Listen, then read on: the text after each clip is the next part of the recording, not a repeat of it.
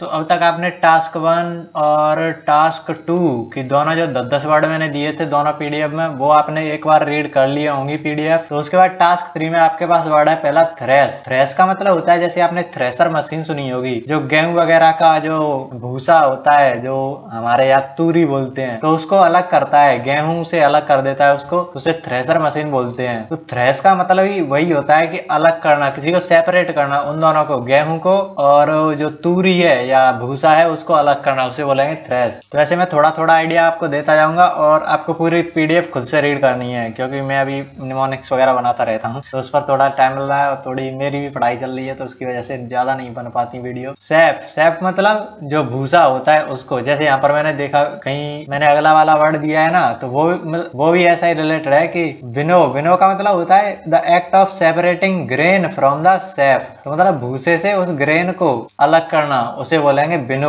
तो सैफ का मतलब होता है भूसा, तो भूसे से ग्रेन को अलग करना, इसे फोल्डर वगैरह भी कहते हैं। ये शायद मैंने अपनी पुरानी वाली प्लेलिस्ट में करा रखा है ये वाला वर्ड। तो आपको बस डिटेल में ये पढ़ते जाना है, एक बार रीडिंग कर लोगे ना तो आपके सामने ये ऑप्शन दिखेगा, ऑप्शन एलिमिनेट करने में आसानी होगी। अगर आप इसे याद कर पाते हैं सारे सिनोनिम्स को, तो उससे बेस्ट तो कुछ हो ही नहीं सकता। ड्रॉट, अब इसमें वो वाला ड्रॉट नहीं है, एक तो ये होता है ओ लगा रहता है उसमें, तो वो तो सूखा होता है, सूखा पड़ना, और ये इसमें ए है, ए, तो इसका मतलब होता है हवा का झोंका, a current of cool air in a room, मतलब किसी रूम या ऐसी जगह पर ठंडी हवा का झोंका आ जाए तो उसे बोलेंगे ड्रॉट, ए वाला। See open the window to let in the refreshing draught of air, मतलब उसने विंडो खोली ताकि ठंडी हवा का झोंका वहां पर आ सके। गस्ट भी बोलते हैं उसको। मैनिफेस्ट, अब ये देखो आपने सुना होगा जो जैसे कांग्रेस ने अपना मैनिफेस्टो जारी किया, मतलब वो दिखाते हैं आपको घोषणा पत्र कि हम ये वादे करते हैं, ये हम करेंगे अगर हमारी सरकार बनी, तो प्रकट करना, लोगों को दिखाना, उसे बोलेंगे मैनिफेस्ट। एक्सल्टेंट, ये मैंने पुरानी वाली प्लेलिस्ट में करा रखा है,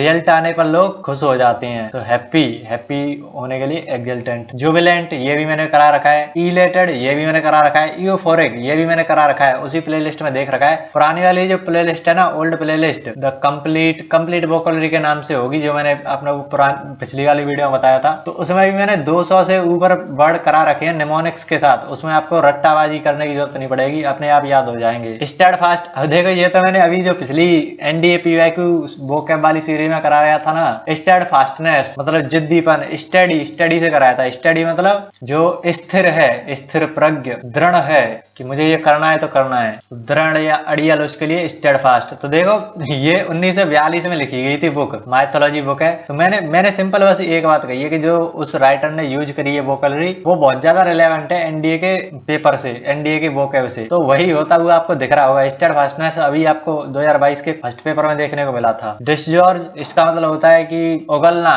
विसर्जन करना, इजेक्ट करना, एक्सपेल करना, मतलब डिस्चार्ज करना। The volcano began to disgorge ash and lava, मतलब वोल्केनो ने लावा वगैरह निकालना, उगलना चालू कर दिया है। एनोइंट, एनोइंट का मतलब होता है जैसे बोलते हैं ना, किसी कोई जैसे पत्थर वगैरह है तो उस पर तेल मलते हैं, तेल वगैरह या जो भी चीजें होती हैं, या फिर अभिषेक करना, जैसे जल अभिषेक कर देते हैं। ज्यादातर टाइम इसे ऑयल से रिलेटेड किया जाता है कि तेल वगैरह उससे चिपट देते हैं। सिनोनिम्स क्या है, कॉन्सेक्रेट, ये भी मैंने पुरानी वाली प्लेलिस्ट में करा रखा है। तो देखो मैंने पुरानी वाली प्लेलिस्ट में जितने वर्ड करा रखे हैं ना, वो बार बार रिपीट होते हुए दिख रहे होंगे। अभी मैंने जो क्या बोलते हैं उसको, ट्रेंडिंग वोकैबुलरी कराई थी न्यूज़पेपर वाले में, उसमें भी वो वर्ड दिख रहे थे जो मैंने पहले करा रखे थे। तो उस वाली प्लेलिस्ट को फॉलो जरूर कर लेना, मतलब देख लेना उसको एक बार। सैंक्टिफाई, ये भी मैंने वहीं पर करा रखा है। ब्लेस वगैरह तो आपको पता ही होगा। बून, ये तो सबको पता होगा, वरदान, लाभ, ब्लेसिंग, बेनिफिट, फेवर। तो ये सारे वर्ड आपको डिटेल में पढ़ने हैं। ये तो मैंने थोड़ा थोड़ा ओवरव्यू दे दिया है आपको कि मतलब क्या है इनका। तो मैं फिर से बोल रहा हूँ, बहुत ज्यादा इंपॉर्टेंट है, इसको एक बार करके तो देखो। आप जहां से पढ़ रहे हो वहां से पढ़ते रहो। चलो मान लिया आपने किसी प्लेटफॉर्म से पढ़ रहे हो, किसी बड़े चैनल से पढ़ रहे हो, या किसी पेड बैच से पढ़ रहे हो, बट इसको एक बार फॉलो तो करके देखो। उसको तुम चलते रहने दो, वो टीचर करा रहा है उसको करते रहो, साइड बाई साइड इसको करके देखो। तो वीडियो थोड़ी डिले होने वाली है मैथ और वोकैब की, क्योंकि यहाँ पर खेतों वगैरह में काम चलता रहता है, सरसों वगैरह कट रही है, फिर उसके बाद आलू की बारी आने वाली है, तो थोड़ा सा डिले हो जाएंगे वीडियो पर, ट्राई करेंगे डालने की। तो मिलते हैं नेक्स्ट वीडियो में, तब तक के लिए कुछ ना कुछ सीखते रहिए। धन्यवाद।